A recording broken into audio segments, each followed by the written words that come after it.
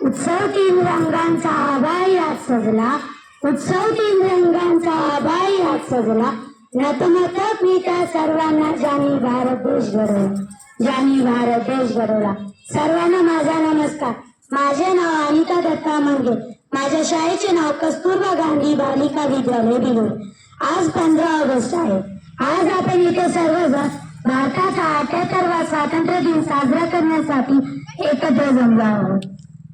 भारताचा स्वातंत्र्य दिवस फक्त ब्रिटिश शासनापासून देशाला स्वातंत्र्याची आठवण करून देत नाही, तर हा दिवस देशाला देशाची शक्ती जगासमोर दाखवतो आणि संपूर्ण देशाची एकता जगभरासमोर मांडतो.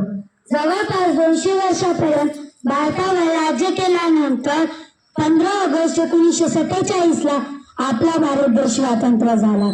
इंग्रजांच्या अत्याचारापासून अनेक स्वातंत्र्यवीरांनी आपल्या प्राणांची आहुती दिली, त्यामुळे आपला भारत देश स्वतंत्र झाला.